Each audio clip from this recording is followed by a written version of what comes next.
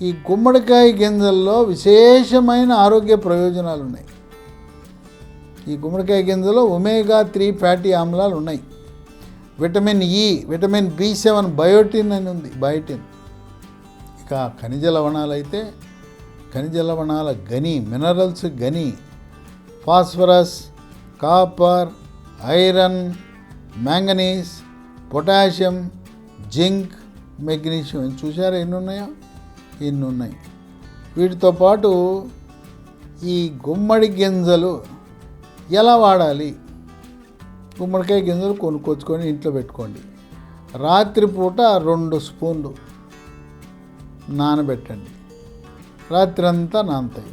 పొద్దున్నే నానిన తర్వాత అవి తినండి. 2 స్పూన్లు చాలు. దీంతోపాటు గుమ్మడి గింజనితో పాటు మరో 2 గింజలు ఉన్నాయి. మిమ్మల్ని ఆరోగ్యవంతులుగా హాస్పిటల్కు దూరం చేయటానికి, అసలు మందుల షాపులో మందులు కొనకుండా, హాస్పిటల్కి వెళ్లకుండా, డాక్టర్ల దగ్గరికి వెళ్లకుండా చక్కగా ఆరోగ్యవంతమైన జీవనాన్ని గడపడానికి ఇంకో 2 గింజలు ఉన్నాయి. అవేంటి? పుచ్చ గింజలు. మనం పుచ్చకాయ తినేటప్పుడు నల్లటి గింజలు, ఎర్రటి కండలో నల్లటి గింజలు ఊసేస్తారు. తినాలి. ఆ పుచ్చకాయలు ఉండే ఆ ఎర్రటి కండలో నల్లటి గింజలు తినండి. అట్లో ఎంత బలం ఉంది, ఎంత ఆరోగ్యం ఉంది. తర్వాత ఎర్రకండ తినేసి దాని కింద తెల్ల కండ ఉంటే అది పారేస్తుంటారు. ఆ తెల్ల కండను కూడా గీరుకొని తినండి. సో ఇప్పుడు ఇక మీదట మీరు పుచ్చకాయ తింటే ఎర్రకండలో ఉండే గింజలన్నీ నవలండి. నేనైతే తింటా. ఈ మధ్య నేను నేర్చుకున్న ఆ గింజల మహిమలు తెలిసిన తర్వాత పుచ్చకాయ గింజలు తింటున్నా, నల్ల గింజలు. ఏమి ఇబ్బంది ఉండదు, ఏ సైడ్ ఎఫెక్ట్స్ ఉండవు. చక్కటి ఆరోగ్యం మీ సొంతం అవుతుంది. ఇక పుచ్చ గింజలు ఇంకోటి ఉంది, పొద్దుతిరుగుడు పువ్వు గింజలు, సన్ఫ్లవర్ గింజలు. మీరు అనుకోవచ్చు ఇది నూనె తీసే గింజలు ఏంటండి, మమ్మల్ని తినమంటారు అనొచ్చు.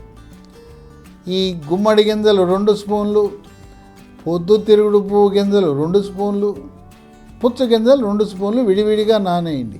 వేరు కప్పుల్లో నానబెట్టండి. పొద్దున్నే తినేటప్పుడు కలుపుకుని తినండి.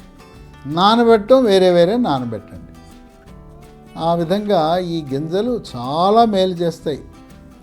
ఇప్పుడు మనం గుమ్మడి గింజలకు ఉండే 10 రకాల ఆరోగ్య ప్రయోజనాలను మనం పరిశీలిస్తే వీటన్నిటిలో ప్రప్రథమంగా షుగర్ పేషెంట్లు, డయాబెటీస్, దీన్నే మధుమేహ వ్యాధి అంటారు, వాళ్ళు గింజలు తింటే షుగర్ నియంత్రణ బంగారంలా అవుతుంది, బ్రహ్మాండమైన నియంత్రణలోకి వస్తుంది. మీరు ఇంట్లో గ్లూకోమీటర్ తప్పనిసరిగా పెట్టుకోవాలి. గ్లూకోమీటర్ చూస్తే ఈ పరగడుపున చేసిన షుగరు, తిన్న తర్వాత చేసిన షుగరు, 3 నెలలకు ఒకసారి చేసే రక్త పరీక్ష HbA1c కూడా చక్కగా నియంత్రణలోకి వచ్చేస్తాయి. రక్తంలో గ్లూకోజ్ శాతం స్థిరీకరించబడుతుంది. కనుక షుగర్ ఉన్నవాళ్ళు ప్రతి ఒక్కరూ కూడా గుమ్మడి గింజలు తినటం అలవాటు చేసుకోండి. ఇంకోటి, కొత్తగా మీకు షుగర్ బయటపడింది, మందులు అవసరంలా, ఆహార నియమాలు, చిట్కాలు పాటిస్తే ఆ షుగర్ని గ్యారంటీగా నియంత్రణ చేయవచ్చు. ఇప్పటివరకు నేను సుమారుగా 3000 మందికి ఆరోగ్య సలహాలు, వ్యాయామము, చిట్కాలు చెప్పాను. ఆ చిట్కాలతోనే అసలు ట్యాబ్లెట్లు, ఇన్సులిన్ వాడకుండా వాళ్ళు నియంత్రించుకోగలుగుతున్నారు. అయ్యో మేము తెలవక మొదలుపెట్టేసామండి ట్యాబ్లెట్లు అంటే, మీరు మొదలుపెట్టి 5 సంవత్సరాల లోపు అయితే కనుక మీరు కూడా ట్యాబ్లెట్లు తగ్గించేయచ్చు, మానేయచ్చు. ఇక 5 సంవత్సరాలు దాటి వాడుతున్నారు, మీరు ఇన్సులిన్ డోస్ తగ్గించుకోవచ్చు, ట్యాబ్లెట్ల డోస్ తగ్గించుకోవచ్చు. చిట్కాల్లో ఒకటి చెప్తాను మీకు శాంపుల్కి. ఇన్సులిన్ మొక్కలని ఉంటాయి. ఈ ఇన్సులిన్ మొక్కలను మన ఇంట్లో పెంచుకుని రోజు పొద్దున ఒక 2, రాత్రి ఒక 2 ఇన్సులిన్ మొక్కలు నవిలేసామంటే తిరుగులేదు. మీకు ఇవి నర్సరీలో లభిస్తాయి. లేదా హైదరాబాదులో చిలుకూరు బాలాజీ దేవాలయం దగ్గర ప్రగతి గార్డెన్స్ అని ఉంది, అక్కడ వాళ్ళు అమ్ముతారు. లేదు వాళ్ళు ప్రగతి గార్డెన్స్కి వెళ్ళినా, లేదు వాళ్ళకి ఆన్లైన్లో ఆర్డర్ పెట్టినా, లేదు వాళ్ళ వెబ్సైట్లో బుక్ చేసిన ప్రగతి గార్డెన్స్ వాళ్ళకి మీ ఇంటికే కొరియర్ ద్వారా కూడా పంపే అవకాశం ఉంది. ఈ ఇన్సులిన్ ఆకులు బ్రహ్మాండంగా పనిచేస్తాయి. ఇప్పుడు మనకి క్లోమ గ్రంథిలో ఇన్సులిన్ ఉత్పత్తి తగ్గడం వల్లనే షుగర్ వస్తుంది. ఈ ఆకుల ద్వారా మీ షుగర్ నియంత్రణ ఎటువంటి అనుమానం లేకుండా జరుగుతుందని గమనించండి. ఇది మొట్టమొదటి ఆరోగ్య ప్రయోజనం గుమ్మడి గింజల వల్ల. రోజు తినాలా, వారానికి ఓ రోజని కాదు, రోజు తినాల్సిందే. గుమ్మడి గింజలతో పాటు అవి కూడా మొదలుపెట్టండి. పొద్దుతిరుగుడు పువ్వు గింజలు, పుచ్చ గింజలు, ఇవి ఎండబెట్టిన గింజలు సుమా. రెండోది ఈ కండరాల నొప్పులు, పిక్కలు పిసుకుతుంటాయి, కండరాల నొప్పులు, ఈ ఒళ్ళు నొప్పులు. ముఖ్యంగా మీరు మీ చెడు కొలెస్ట్రాల్ని, ట్రైగ్లిజరైడ్ నియంత్రించడానికి వాడే అటర్వాస్టాటిన్, రోజువాస్టాటిన్ లాంటి మందుల వల్ల పిక్కలు పట్టేయటం, రాత్రిపూట పిక్కలు పట్టేస్తే నరకయాతన పట్టడం జరుగుతుంది.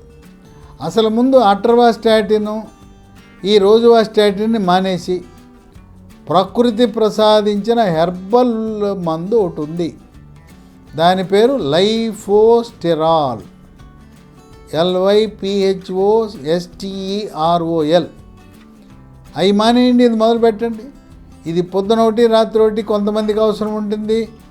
మీ లిపిడ్ ప్రొఫైల్ చేసుకుని నియంత్రణలో ఉంటే రోజుకు ఒకటి సరిపోతుంది. దానికి ఇటువంటి ఈ పిక్కలు పట్టేయటం అనే సైడ్ ఎఫెక్ట్ ఉండదు. ఈ లైఫోస్టెరాల్ మీకు కావాలంటే ఒక ఫోన్ నెంబర్ ఇస్తా, వాళ్ళకి ఫోన్ చేయండి, కొరియర్ ద్వారా పంపిస్తారు. ఇది కొత్తగా వచ్చిన హెర్బల్ ఉత్పత్తులు. ఇది లీ ఫార్మా అనే కంపెనీ వాళ్ళు తయారు చేస్తారు హైదరాబాద్లో. 9502897374 అనే నంబర్లో లైఫోస్టెరాల్ అని చెడు కొలెస్ట్రాల్ని నియంత్రించడం, మంచి కొలెస్ట్రాల్ని పెంచడం, ట్రైగ్లిజరైడ్ పరిమాణాన్ని తగ్గించే అద్భుతమైన ప్రకృతి ప్రసాదించిన ఔషధం. ఈ గుమ్మడి గింజలు తిన్నా కూడా మీ పిక్కల నొప్పులు, కండరాల నొప్పులు తగ్గిపోతాయి. ఇక 3, మగవారికి షుగర్ 5-10 ఏళ్ళు ఉంటే వాళ్ళకి మగతనం కొంచెం తగ్గుతుంది, అంగస్తంభనం తగ్గుతుంది. తర్వాత ఇబ్బంది పడిపోతుంటారు. అంగస్తంభనం జరగదు, జరిగిన శీఘ్రస్ఖలనం 1/2 నిమిషం 1 నిమిషంలో వీర్యం బయటకు వచ్చేసి మెత్తబడిపోతుంది. మరి సంభోగంలో ఆనందాన్ని పొందలేరు, రతి క్రీడలో సంతోషం పొందలేరు. అలాంటి వారు ఈ గుమ్మడి గింజలు తింటే ఈ వృషణాలు, గోళీకాయల నుంచి ఉత్పత్తి అయ్యే మగ హార్మోన్లు పెరిగి బాగా మగతనం పెరుగుతుంది. అట్లాగే పిల్లలు పుట్టకుండా ఉంటారు కొంతమంది. వీర్యంలో వీర్య కణాల సంఖ్య తక్కువ. కొంతమందికి అయితే చలనం తక్కువ, అవి తలకాయ తోక సరిగ్గా ఏర్పడవు. అలాంటి వీర్యములో సమస్య ఉన్నవాళ్ళు వీర్య కణాల సంఖ్య పెంచడానికి గుమ్మడి గింజలు ఎంతగానో ఉపయోగపడతాయి. కనుక అంగస్తంభనం సరిగా జరగకపోయినా, శీఘ్రస్ఖలనం జరిగినా, ఇంకా కొంతమందికి రాత్రిపూట లీకేజ్, స్వప్నస్ఖలనం జరిగిన గుమ్మడి గింజలు మీకు మళ్ళీ తిరిగి పూర్వవైభవాన్ని ఇచ్చే అవకాశం ఉంది. భార్యతో సంతోషంగా గడపటానికి గుమ్మడి గింజలు వినియోగించండి. ఇక 4, మహిళలకి 45 ఏళ్ళు వచ్చేగానే ఇక మొదలవుతాయి. అప్పుడు ముట్లాగిపోతాయి. ముట్లాగిపోయిన సమయంలో థైరాయిడ్ గ్రంథి లోపం ఉండే అవకాశం ఉంది. థైరాయిడ్ పరీక్ష చేయించుకోండి. T3, T4, TSH రక్త పరీక్ష చేయించుకుంటే థైరాయిడ్ లోపము ముట్లాగిపోయే సమయంలో చాలామందికి ఉంటుంది. సుమారు 40% మందికి ఈ లోపం ఉంటుంది, థైరాయిడ్ లోపం. ఇంకా అక్కడ నుంచి ఈ స్త్రీ హార్మోన్లైన ఈస్ట్రోజన్, ప్రొజెస్ట్రాన్ తగ్గటం వల్ల కొన్ని లక్షణాలు ప్రవేశిస్తాయి. చర్మం పొడిగైపోతుంది, ముఖం కళదప్పుతుంది, ఒంటి మీద దురదలు, ఒంటి మీద సెగలు, పొగలు. వంటింట్లోకి వెళ్తే ఇక అసలు ఆ వేడిని తట్టుకోలేని పరిస్థితి. తర్వాత యోని పొడిగా అయిపోవటం వల్ల రతిక్రీడ పట్ల ఏమాత్రం ఆసక్తి ఉండదు. చాలామంది ఏమనుకుంటారంటే ముట్లు అయిపోయినాయి కదా, ఇక అక్కడితో రతిక్రీడ బంధు, సంభోగం అవసరం లేదు, ఇక అయిపోయింది అనుకుంటారు. ముట్లు ఆగిపోయిన తర్వాత అయినా, గర్భసంచి తొలగించిన తర్వాత అయినా స్త్రీ పురుషులు 90 సంవత్సరాల వరకు సుఖమయమైన ఆనందమైన సంభోగములో రతి క్రీడలో పాల్గొనటానికి ఏమాత్రం వెనుకంజ వేయవద్దు.